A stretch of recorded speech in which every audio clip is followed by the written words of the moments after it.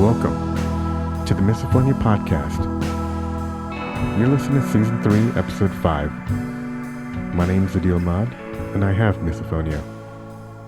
This week, I'm very excited to bring you my conversation with Jennifer, otherwise known to many of you as Miss Misophonia. She's often seen on her popular and informative Instagram and YouTube accounts under that name. Please hit the links in the show notes to check them out. We talk about themes she's seeing in her advocacy, in the questions and feedback she gets, her coping mechanisms and how they've evolved over the years, and we get to hear a bit about the book she's writing on misophonia, so very exciting. A couple quick notes. The 2021 Misophonia Research Fund has opened their request for proposals. So if you're a researcher looking at misophonia, please find info on applying at their website, misophoniaresearchfund.org. Also want to give a quick shout out to Nature in Design Landscaping, a misophone-owned business in Pennsylvania. Matt Groover says he turned his hobby into a career, in part because it helps him deal with triggers. He provides residential landscaping and hardscaping, so if you're in Pennsylvania, please check it out. Links are at misolist.com, MISOLIST. If you are at a business owned or employed or is employing misophones, we all want to know, so go to misolist.com and hit the add button. Now, here is my conversation with Jennifer, Miss Misophonia. All right, well, great. Well, this is exciting. Jennifer, good to have you. Good to have you in the podcast. Good to finally have you. I've been hoping to talk to you for a while. Welcome. Thank you so much. It's a pleasure to be here. So a lot of the listeners are used to kind of hearing about where around you're located. We got people around the world. Whereabouts are you, Jennifer? So I am in the U.S. and my more specific location is a little bit up for grabs at the moment. I'm kind of in between Seattle and South Carolina at the moment. Gotcha. Okay. And so, are you in school? Are you working? I am neither. I have a master's degree and I am mostly freelancing. I'm one of the many unlucky who lost their job during this the COVID-19 disaster. Yeah, and disaster just keeps rolling and snowballing. So, and what kind of do you mind asking? You mind me asking what kind of work are we doing? Yeah, absolutely. With freelancing, primarily I'm doing a lot of nonprofit development and marketing. That's what I was doing before. I was working with the Leukemia Lymphoma Society and Health Resource Partners. So I work in nonprofit development, nonprofit marketing, and that kind of area. So mostly just doing that right now for smaller contracts. Gotcha. And as a freelancer, were you even before COVID doing that maybe remotely, working from home, independently? I wasn't freelance before. I was actually working in an office full time for the Leukemia Lymphoma Society. So, gotcha. Yeah. Okay. Great. Okay. So, so I guess there's a lot of things we can cover. Why don't we talk about, let's go back to let's maybe origin story, misophonia for you. When did you first notice you started having it? And then we can kind of get into all the community stuff you've been working on. But I'd love to hear kind of like where this all started for you, as far as you can remember, at least. For sure. So I think my story is kind of interesting in that misophonia for me kind of actually started, I would say, with my brother. So my brother started kind of developing symptoms of misophonia. We were really close in age. We're only a year apart. We spent a lot of time together, notably, after school every day, we'd sit in the same kind of closed space room to do our work together. And he would always notice these certain sounds that I would do and point them out and get really frustrated. And I started to pick up on them and started to get frustrated by those same sounds. And somewhere along the line, I started to hyper notice those sounds kind of more than he did and started to notice them more and more outside of that small space that we spent time in. And somewhere along the line, he lost track of those sounds. And I just went crazy with them. And I started to notice more and more sounds in school and in cars and at the ballet, everywhere we went, I just started being Yeah. triggered by sounds. And I don't think we knew what it was until I was even in college, actually. So, yeah. Yeah. Do you know around what age was that when you started or when he started to picking up on those sounds? And is he Yeah, younger or older? so he is 1 year older. It was somewhere between 7 and 8 that we started to notice those sounds. So he was maybe 8, I was probably around 7, and I Yeah. probably started to get pretty significant misophonia around the age of 8 or 9. And it started to actually impact me in school around 10, I would say. Got it. Okay, yeah, this is really interesting because obviously, a question that comes up is like, can you get it from other people, or can it kind of transfer? Like, if Right, somebody right, points it out a lot, can you pick up on it? And because that's a bit of a fear with people on their own, but also those who have kids. It's like, am I going to transfer it if I start talking about it too right. much? And so Yeah. there's always a debate about that. Yeah, and actually, yeah, why don't we kind of zooming in on that? What do you think about that based on your experience and kind of what you've learned over the years? Do you feel like that was, I don't know, hereditary or passed on through observation, or maybe Yes. you guys picked it up independently? I'm sure you have I some do. thoughts there. I do. So I have multiple kind of parts to this. So the first part to that is actually that I believe that our father actually does have misophonia. I don't believe that he experiences it in a very extreme way, but our whole lives he had very specific trigger sounds that he was always on top of, always very persistent about. You can't scrape your teeth on the fork, you can't chew with your mouth open, and if you do, he would get very agitated very quickly, these types of things Mm, from a very, very young age. And so those things were instilled in us very young. We started noticing those sounds very, very young. And I think that kind of repetition and attunement to noticing those sounds um, trained ourselves and our brains to notice them in turn, right? And then we do know that there is some kind of genetic component to misophonia, right? So we know that you can get a test on 23andMe and find, um, that there's a genetic sequence that people with misophonia have that people without misophonia don't have, right? We don't know a further explanation for it. We haven't dug into that further, but we know that that exists. And I have it. I've been tested. I've not convinced my father to be tested for it yet. So, mm, but I'm convinced, I'm so sure if he got tested, he would have it. And funny enough, my brother doesn't. And so, where I think that falls is, his sensitivity to those sounds was learned. It was a learned behavior from our experience growing up in that hypersensitive environment. And then, we both learned it. And then mine developed further as a result of having that kind of genetic predisposition. Whereas he grew out of because he didn't have like the genetic predisposition, if that makes sense. yeah, no, and it's something I think about. It's not a clear cut genetic versus not it's not a clear cut nurture versus nature, but Right.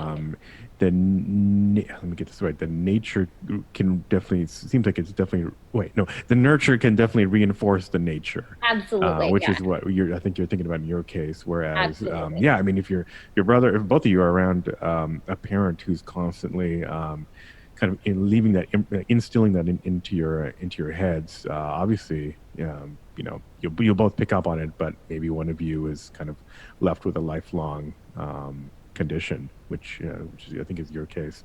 How about your poor mother who is living with all of these I know the misophones? poor woman. She's such a saint.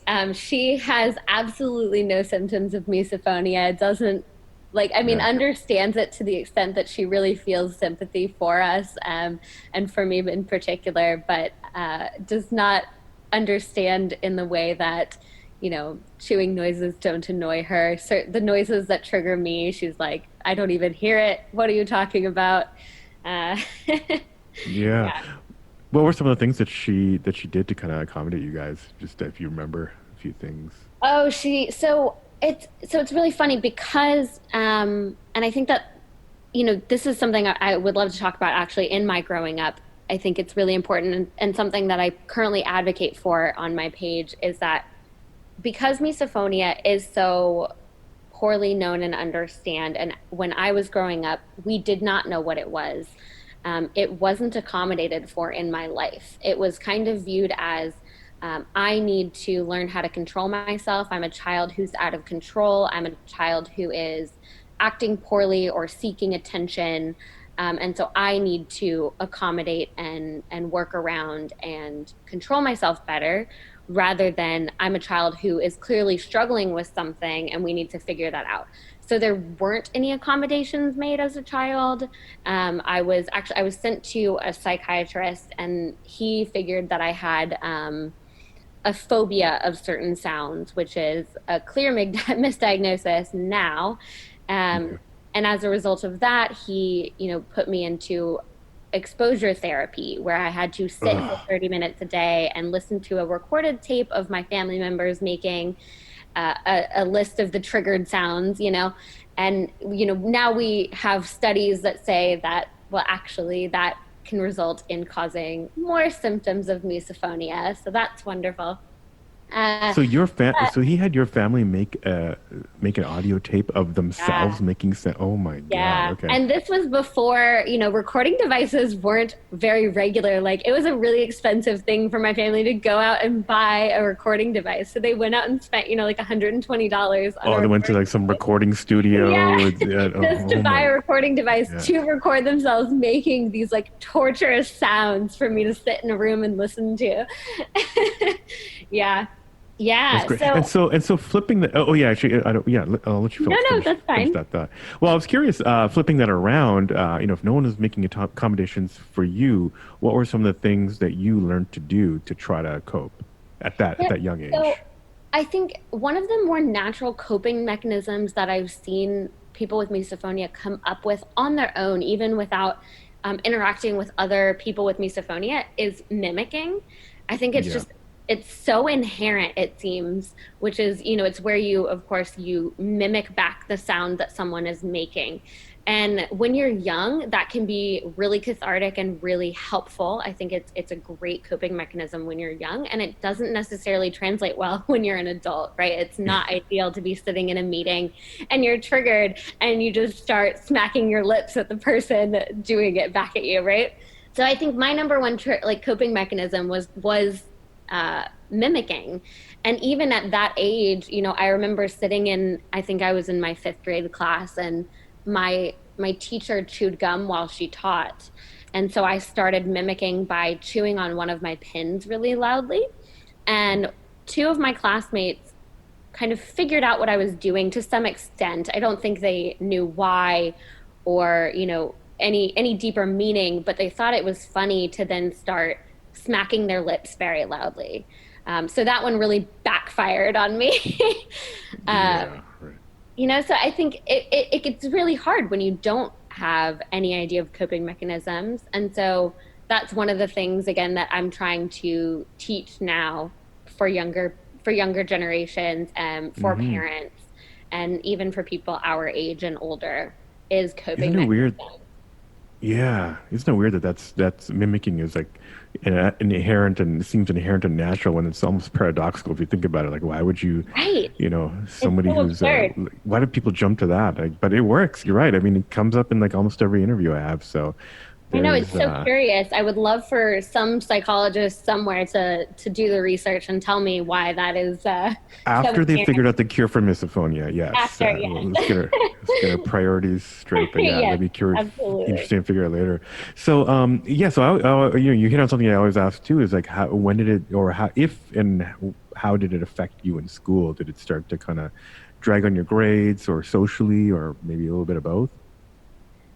Yeah, so I think the earliest school impact I remember is fifth grade, just because I very vividly remember that teacher who chewed in class. Yeah. And then, it certainly carried through college, it carried through graduate school. I learned how to accommodate myself and figure out my own kind of private coping mechanisms to get through it. There were points at which, I mean, there was a point in graduate school where I I almost got kicked out because they thought I was cheating. I had headphones in class, and it was because I had to have white noise in, or I couldn't focus, and I was doing school in a foreign country where they don't have disability services, and I couldn't go to them and say, "Hi, I have a disability. Here's my waiver form, and here's why and what I do for this disability." And so instead, I just privately, accommodated myself. I had my white noise with me, and I kept my phone underneath my legs, face down. I just had the white noise. I could hear and interact. I always was engaged in class. I can speak through it. I can hear everything. It just blocks out kind of the um, classroom noises that can be distracting. Yeah. But I mean, I had to get called before a review board. It was a whole ordeal. So certainly it has been difficult to say the least. What did you tell the review board? That seems like kind of like the climax of a movie about misophonia is that you're pulled in front of a review board. Yeah, I mean, I did. I had to be completely honest, and I think that was probably that was I think the moment that I decided I had to start being really open and honest about misophonia, and Mm. shortly thereafter is when I started my Instagram page. I had never been so open and honest about misophonia. I'd always been very deeply ashamed of it. Which is not something that you should be ashamed of. If you're listening to this, please don't be ashamed of it. I know it feels like you should be, um, because I know it feels shameful to some level because it's unknown and it's rare and it's weird. Um, but yeah, I had to sit down in front of 12 people, all of whom didn't speak Jesus. my language as a Oh, first wow. language, and explain this incredibly weird, rare disorder. And Yeah. I had to call my psychiatrist from the US and have them Skype in and like talk to it was a whole ordeal. Wow. That's Yeah. fascinating. Okay. I haven't heard that before. That's really interesting. Good for, I mean, good for you for going through that. And yeah, I can totally see how that could be a turning point where you're like, all right, I need to, Yeah, we're done. we need to we're done with this stigma. Let's change Yeah, some minds. yeah. Um, Interesting. Okay. So, yeah, so I guess let's talk about, there's a few bunch of things I want to get back to on like, friends in school, whatever, but I'd love to start to talk about your Instagram page and, kind of how your advocacy kind of started and evolved. Absolutely. Yeah. So I think the the trigger point was exactly what I said, was just that I nearly got kicked out of graduate school because I was trying to, protect myself, one, from misophonia, but two, from having to talk about misophonia. And that was just that's horrendous. It's already hard enough having to live with misophonia and protect ourselves living with misophonia, but having to also not talk about misophonia it's just not fair. It's not right, and it's not okay to do to ourselves. And so that was the jumping off point. And I think, somewhere along the line, I started the Instagram and I thought, no one's gonna, like, this is so weird. No one's gonna follow it. There's not enough people out there with misophonia. Like, no one's gonna relate to this.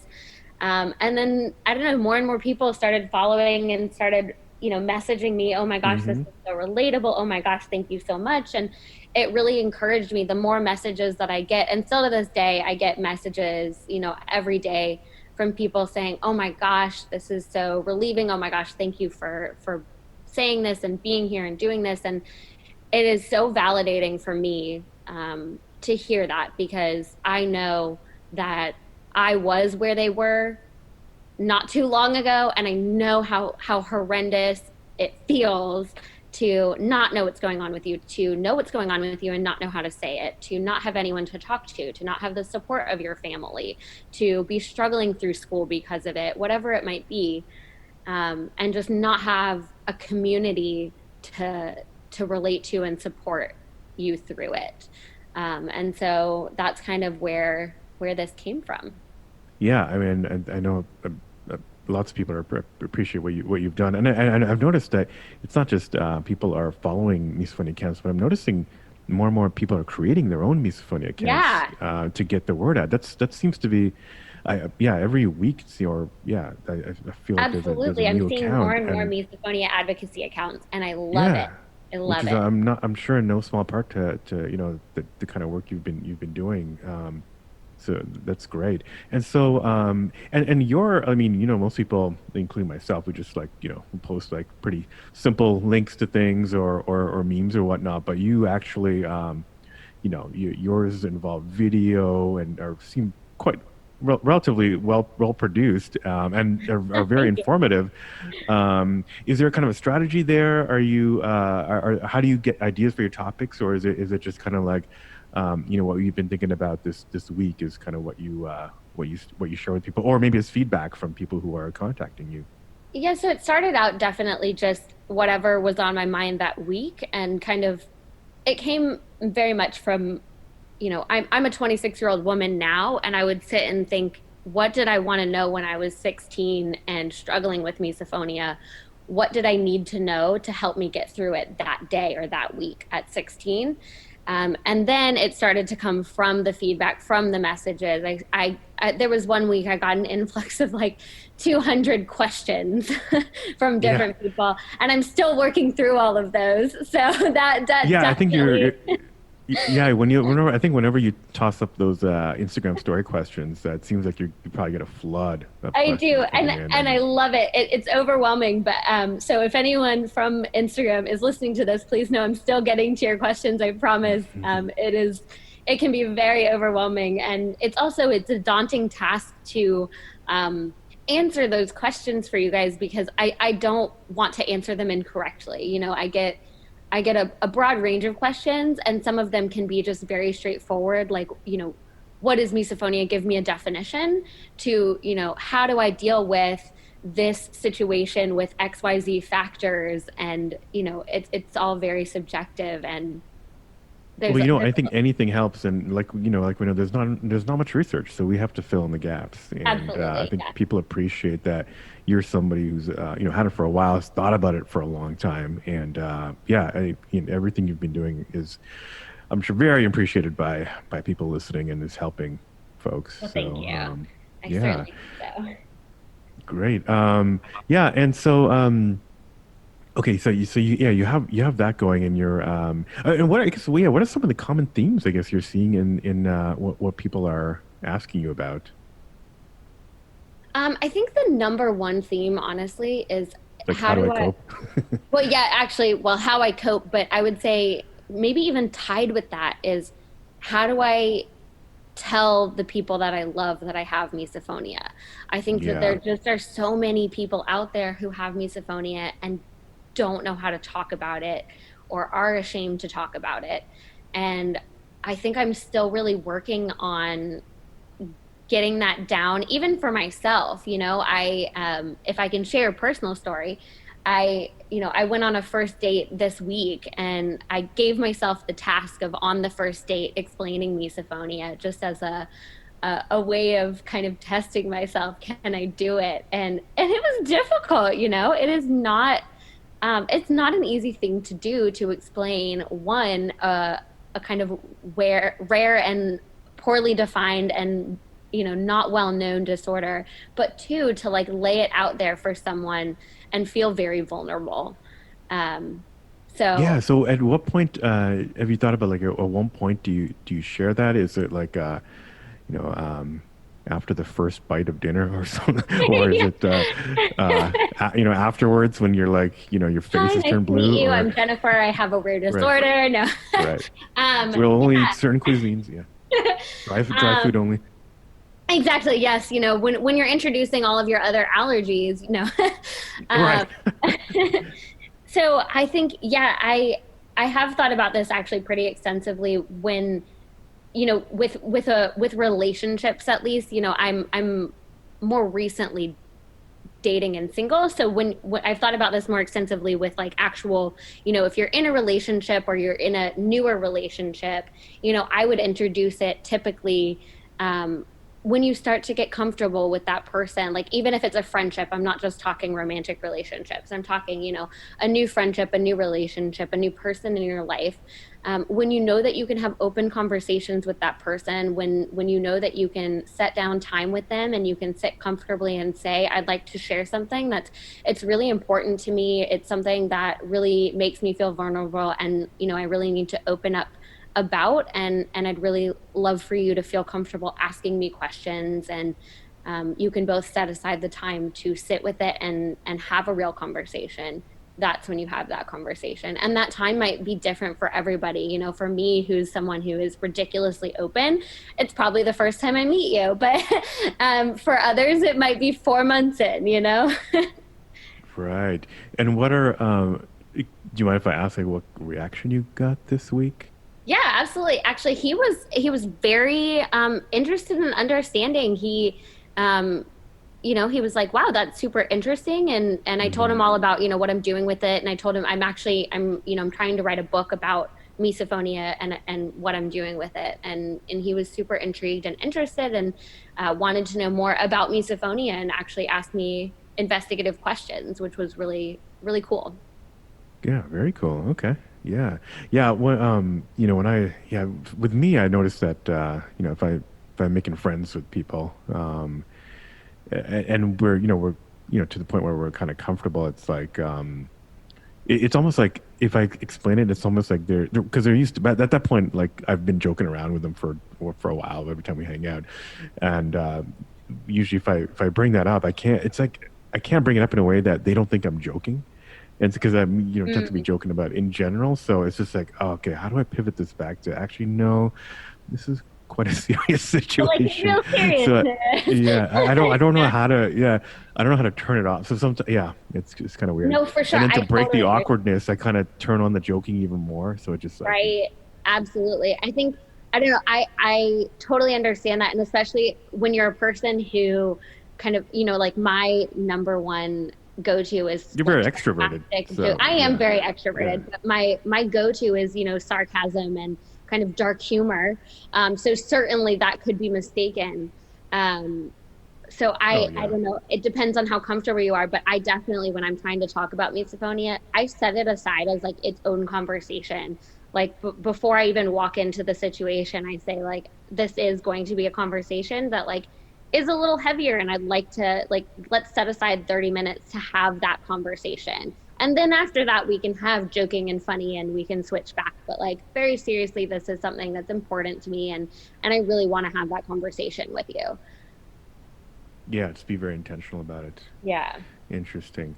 Do you want to you're kind of helping me guide this conversation, and you mentioned a book, and I'd love to hear more about that if you're ready to kind of reveal anything about this Yeah, book. no, it's not a secret, and it's also definitely not coming out anytime soon. It's been something that I've been playing with for, probably 2 years, since my grand issue with the grand jury of graduate school. I wanted to write an advocacy book for misophonia, and so I've been toying with kind of two ideas for it, and written maybe 100 pages. But as of now, it's more so kind of a dummy survival guide for misophonia, Mm-hmm. rather than an advocacy book. And that's more just kind of from what has been going on with my Instagram has kind of translated into my book more than anything. So more of the, how do I deal with this? Here's, some answers to that has become what the book has become about. Rather than what I had intended it to be, which was more of like a my life story and advocacy. And I'm not sure if I want to change it. I think I really like the idea of it being kind of a survival guide. So we'll see. I don't know. Yeah, If that's anyone interesting. I has mean, input, there's if anyone has an interest in which one it should be, reach out. yeah, exactly. Yeah, we'll have obviously all the links for you in the show notes. But I think that, yeah, there's definitely a space for any kind of angle in the misophonia literature, Yeah, I'm popular sure. literature. So Like three I'm books. totally visual. I'm already visualizing this in walking into Barnes and Noble and seeing this right on one of the bestseller Oh, best-selling let's list. let's So, hope. Fingers crossed. there's going to be a bunch of people who grab it and kind of like, because they know they have it and will sneak into a corner and be like, oh yeah, yeah, yeah. Oh yeah, Um, secretly though, because I it's mean, shameful. it's yeah. Well, the other thing is they're probably going into Barnes and Noble to escape their family in the mall. Oh, So absolutely. that's where we like to Absolutely. hang out in the art section of a Barnes and Noble. So Probably funny not you from said personal that. experience, but Absolutely mine too. I cannot tell you how many days and hours I spent curled up in a corner of Barnes and Noble, and I miss those days. It's not a thing we can do anymore. oh right, yep. Well, cool. So yeah, maybe let's talk about some of your other. Actually, I do want to go back a little bit to kind of like to hear about kind of how maybe how your friends have not necessarily relationships, but kind of over the year how your friends have treated this funny because I've heard a lot of people say, some of their friends have become, they're super advocates for them and really protecting them. Others have kind of like had, maybe less good situations, and it's kind of really shaped kind of their friendships and their social circles. I'm curious if if this has really shaped your social circles as you've grown up. Yeah, so like I said, I didn't even talk about or share the fact that I had misophonia until a couple of years ago. Oh, at Um, all. So it was at totally all. bottled Yeah. up. So Okay. Yeah. I guess to finish my kind of origin story, I didn't Yeah. know the word misophonia until, maybe my second or third year of college. My brother was scrolling through Reddit and found like a subreddit talking about misophonia. And he messaged our family group chat and he was like, guys, I think that this is what's wrong with Jennifer. And of course, we all And me researched it. circa 19. Yeah, Yeah. yeah, Right. yeah. And we all researched it and we were all like, oh my And he's God, like, that's but I got over definitely this. right. Here's the thing I got Yeah, over, but exactly. He's like, Jennifer's guys, I fixed totally it. still effed up. Yeah, exactly. Yeah. So that's how we even found out about it. And then all of a sudden, of course, my family were like, oh my God, we're so sorry. Like, we wrote you off all this time and you actually have a real thing. Like, you're not crazy. And then, of Yep. course, they became, advocates and supportive. So there was definitely a switch in my family and in my personal experience with misophonia.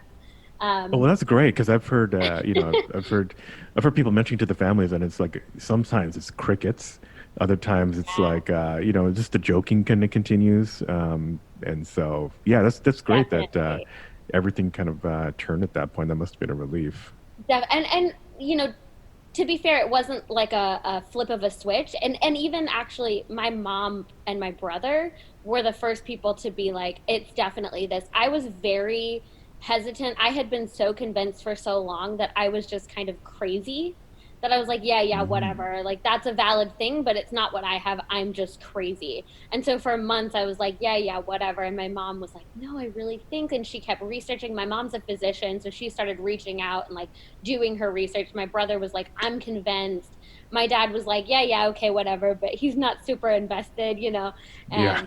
And they started to convince me and started getting me more and more involved in it. So it was a process for sure to kind of undo those years of convincing me that I was just kind of an absurd, crazy child.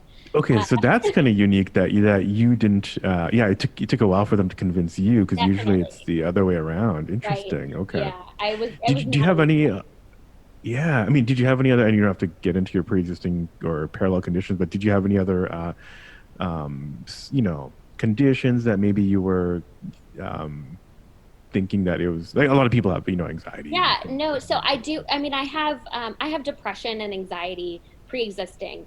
But no, there wasn't anything else that I thought it was. I just Uh, very genuinely thought that I was just weird and different and crazy. yeah. I honestly, from a really young age, especially like with misophonia, I convinced myself kind of internally. I never said it to my family. I was like, I'm just going to be one of those people who's going to end up in a psych ward because my parents keep telling me I'm crazy. So therefore, I must be crazy. Like, I must be really actually crazy.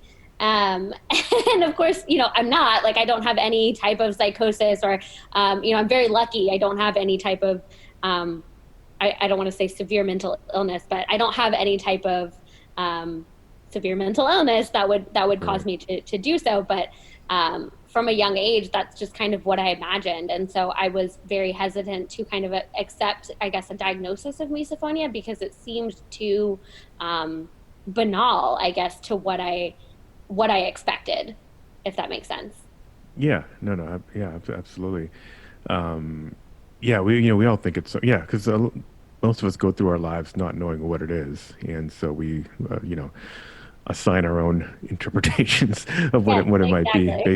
based on our personality.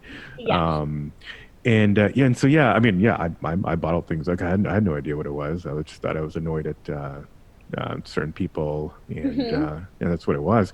Um, and so yeah, so yeah, before you knew what it was, what were some of the things? Were you like a in terms of fight or flight? Were you more like most people are end up being more on the flight side? Like, what did you do in situations? Did you avoid situations?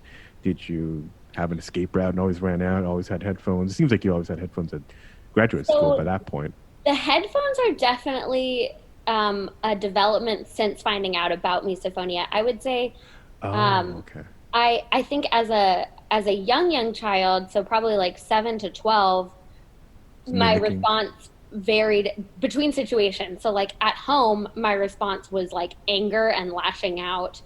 I would like throw things. I Okay. remember I was like trapped in the car and my parents would listen to NPR and that was a huge trigger for me.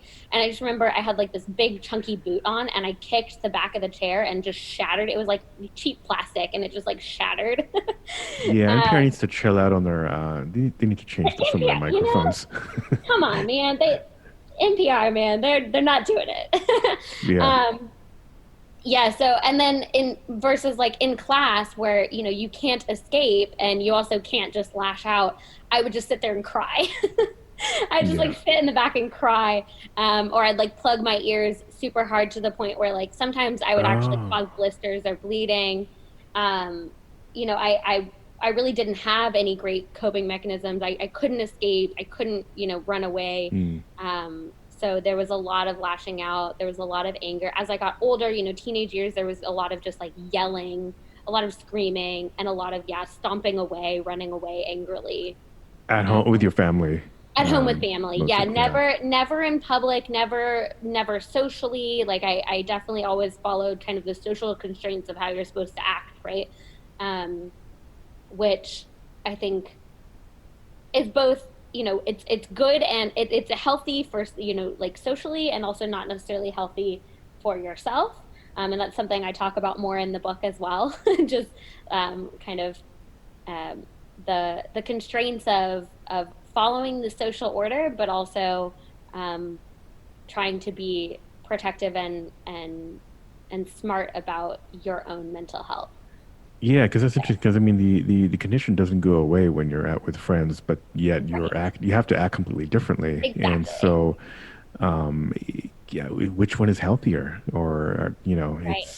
And it's it's impossible. It's hard because you know being a social humans are social beings, and unless you have some other pre-existing condition, you have like let's say autism as well, where you aren't comfortable or don't want to be around other persons, you kind of need that social interaction, and so it is really important that you are following certain social constraints so that you can continue to be a part of those social interactions. But it's also really important to protect your mental health and your well-being. yeah. So, yeah, it's something I'm still trying to put into words carefully for the book. But when I figure out how to say it nicely, I will let you know. Yeah, yeah, and you brought up another thing. Autism is something I get asked about a lot. Is there some kind of overlap, or I've had people tell me that people have told them that they might be on the spectrum or whatnot. Do you have any thoughts about um, you know? I'll preface it by saying there's not enough research on any link between autism and misophonia. There hasn't been found to be anything, but and I'm sure it's come up in questions and conversations. Curious what you think about that. Yeah, so I will preface by saying that I am obviously not a licensed medical practitioner nor a licensed mental health practitioner. So I don't have any type of, scientific knowledge of it. But as my understanding, as of my understanding, autism and misophonia are not um, linked in any way other than that you could possibly have both. Misophonia is, very specifically linked to um, kind of uh, misophonia is specifically linked to having um, extra myelination in a specific part of the brain. So the ventromedial prefrontal cortex has like hypermyelination, whereas autism is like a whole different specific set of other not issues, physiological differences. And so the research doesn't show any links between the two. And I haven't seen, personally any links between the two. So I don't believe as of now that there are any links between autism and misophonia other than that autism, like people with autism do have hypersensitivity to sounds, but not in the same way as misophonia, if that makes sense. And like autism, the hypersensitivity, it tends to be more like sensory overload, whereas misophonia is truly hypersensitivity. It's not sensory overload. It's not like noises are too loud in general. It's specific noises that we can't unfocus. Yeah, I mean, I think that's right. I mean, there doesn't seem to be a link, or at least there hasn't been one that's been identified yet. But there are Right. behaviors that seem familiar between the two, and that's why the question probably comes up. Right. Exactly. Um, and that reminds me of I've noticed that there's this kind of a spike in the number of like events, like sensory processing nights at a grocery store or at a children's theater or something like that, where things are quieter, lights are lower. There are like rooms to escape to. I've noticed that trend happening, at least Yeah. maybe from the autism side, but I think that's something that once we're allowed. I noticed this before. Suddenly, everything went into lockdown, so I couldn't really go out and try to learn more about it or try to advocate for it from a misophonia perspective. But that might be something interesting to kind of pursue. Maybe approach some of these venues to kind of be more aware of misophonia, because it seems like they're aware enough to at least go to the lengths of accommodating people with autism. Yeah, I'm hoping generally this is more of this will be an increasing trend where um, Definitely. you Yeah, I've know, noticed the same. It's been really cool to see this kind of increase in awareness for people with sensory disorders. And hopefully it'll continue, and it'd be awesome if more and more people are out there advocating for misophonia awareness. have you noticed maybe through your own advocacy or otherwise you know stuff basically um, you know schools or businesses or anybody really change their ways to kind of like accommodate for misophonia. Um, It's mostly been kind of one-on-one. I've had a few, people reach out one-on-one, specifically like parents who ask me many questions, and then they'll accommodate within their lives for their children, more so than larger scale. I've had parents reach out and have me, help them in advocating at their school for their children, and so that they can make those accommodations.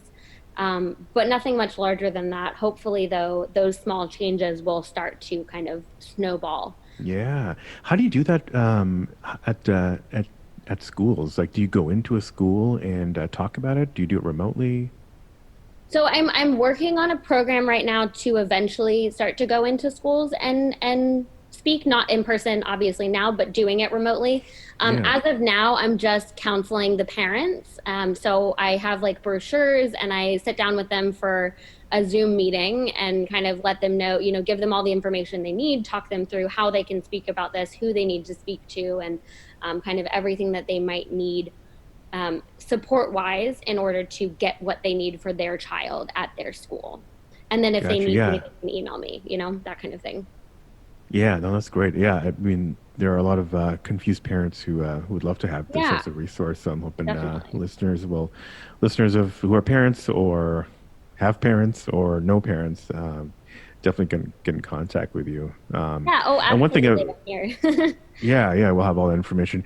And one thing I've mentioned on a number of podcasts, but I've been too lazy to actually act on is not just approaching schools, but like HR departments of companies and making them Definitely. aware to try to get them to, they make accommodations for their, they buy freaking free lunches and dinners all the Yeah, time. So why not make free headphones, noise canceling headphones standard and absolutely. squeeze a little bit more profit, more bottom line. I mean, seems like a Absolutely. no-brainer. So I'm hoping stuff like that becomes. In fact, I'm confident things like that will be the norm soon. So I am confident as well, especially in, this kind of growing environment of the common workspace. Well, prior to COVID, the common workspaces, open workspaces like that, more and more people have been opening up about the issues they have with open workspace, whether it's auditory sensory overload or visual sensory overload. So I do think that we're moving in a direction where more and more companies are going to be offering those types of accommodations, and I really hope that that's the case. I would love to be a part of helping to make that happen. Um, However I can help, if anyone needs that help, you can reach out to me if you see a way for me to help with that. Let me know. I'm happy to be yeah, there. maybe we'll once I get off my butt and start to write some notes. Maybe we'll compare some notes on ways to do that to approach companies. Definitely, yeah. Because I think yeah, I've that would been be along with you. I've been sitting on my butt on kind of creating an advocacy nonprofit for misophonia for ages, and it seems like that might be the right way to go about a lot of these issues, is actually having kind of a 501(c)(3) to be the oh advocate yeah. organization. Oh, that'd be great. Yeah, please. Yeah, if you get that Working started, on let me it. know. Yeah. It's under there somewhere. All right. I'll start nagging you every week. Yes, there you But go. no, that's really interesting. And when you were working, were you working in a open office environment as well? I'm in tech, so it's just like I've seen that evolution Yeah. of like extreme open office. Oh, yeah. So I did Um, work in tech for a while, and that was not only an extreme open office, but it was actually on an open cattle ranch. Yeah. It oh, was all the extremes you can imagine. So it was like open office, open space. It was on an open cattle ranch. So you've got cows everywhere, mooing constantly, nightmare. Um, wait. and Okay, then, so this is a tech company on an open cattle yeah, ranch. yeah, Can I ask what company that was, or we yeah. can cut this So out if you don't want to, but no, that you might need to cut the name out. So yeah, they have these kind of large wingspan drones that they use to drop medical products in remote gotcha. areas like in Africa. And Okay, I'll anyway, cut that so part out, but let's continue yeah, with the yeah. yeah with So anyway, so my more recent job at LLS was also an open plan space, but it had like kind of those just very superficial dividers. So what was terrible about that for me is that you can't see anything, but you can hear everything. And for me, yeah that's worse. I almost would rather, with misophonia, I'd rather be able to see and like identify the sound that's annoying me than to like right. be trapped in this weird cubicle, but hear Then you can figure out everything. what weapon would work Yeah, exactly. on that person. Like, So what can I use to make that one yeah, stop? Like, no, that's interesting. Yeah, because those cubicles are just so pointless. I mean, they're basically just picture hangers. So it's just yeah, yeah, just interesting. horrible. The and we didn't even get into like because I assume visual triggers are a thing for you as well, or maybe not. Yeah. Is that is that something that yeah, it's one reason why actually yeah, it's interesting. I could never figure out why I just could never stand eating lunch with my coworkers, going back to like my early internships. And I feel like I thought just maybe they were just all boring, but I have a feeling that I think visual triggers were just kind of always keeping me down. Is visual triggers another thing for you in the office that is kind of exacerbates everything? Yeah, so I think for visual triggers, I I'm definitely like on the Less of lower end of okay. visual triggers. I have to be already like very triggered by an Mm, an audio trigger, or like already in a very stressed kind of situation, very stressed out, very just like not in a good mood that day to be really visually triggered. Or it has to be like I have like three visual triggers that just will get me every time. It doesn't matter. So that's yeah. like someone chewing with their mouth open, even if they're like literally in a different car driving next to me. Like I can't hear them, but I can see Mm-hmm. it. That like will always get me. Shaking their leg will always get me, or picking at their nails. Like those are my three visual triggers. Other than that, though, I'm actually um, pretty good I with was literally visual doing two of those triggers. things right now, so I just instinctively stopped, although nobody's watching me. So sorry. So sorry. Oh, also, I apologize. I should have said, like trigger warning. I try to always mention trigger warning before I mention triggers, just because I know that it can be, we can potentially influence other Yeah. people to pick up triggers. So I apologize for that. You And can. you are probably case in point, but I think we don't get too deep into these descriptions anyways. So I think no one's complained yet. So, Okay. and they're already 50 minutes into this listening to this, so they probably would have left before. But no, that's totally fine. Interesting. So yeah, so you have like a few visual triggers, but it's not like It's it's not just like not my yeah. number one. Yeah, it's more like if I'm already just in a horrible mood and very triggered already, I will notice them and get really really pissed off. But other than that, I'm pretty chill with visual triggers. Gotcha. Okay. Yeah. Yeah. So we were talking about office environments and yeah, and advocacy and your upcoming nonprofit. Yeah, one thing I wanted to talk about. I know I asked you like, are there common themes in the stuff you've heard from people, but are there kind of maybe kind of unusual, maybe some things that you've learned, like some coping mechanisms that someone has told you that's been, oh, it's kind of interesting, or some really unusual trigger that people have had. Hmm. Coping mechanisms that I don't know that I've learned any from others, just because I have developed mine so specifically Yeah, over the yeah. years. Just from being like all the way through graduate school, like those are such specific environments where you have to really learn and kind of tailor your craft of coping, if you will. Um, Good. Yeah. but I'm trying to think. People have certainly recommended many coping mechanisms. I just don't think I've picked up any of them for myself. Yeah, yeah, Um, yeah. I mean, all the common ones are very well yeah, pretty known, well and known. then Yeah, other ones are pretty specific. So yeah, definitely. cool. Um, Well, I guess yeah, we're kind of like hitting up to an hour. And but I'd love to give you a chance to kind of talk to the audience free form. Kind of, what would you want to, we'll obviously have like links to a lot of your stuff in the show notes and whatnot. But anything you want to tell people who are listening, who may be new or are struggling. yeah, so couple of things. One, if you have misophonia or you love someone with misophonia, it will get better and it will get worse and it will get better again. You just have to learn to keep holding on and keep loving that person, keep loving yourself. I know that that sounds cliche, but misophonia is a pain in the ass, and the only thing that will get you through it is love, kindness, and patience for yourself and for the people around you. Two, if you have misophonia and if you love someone with misophonia, you are the best advocate for misophonia. And so every single one of you can be out there talking about it, sharing it. Speak to your doctors, to your clinicians, to anyone who will listen.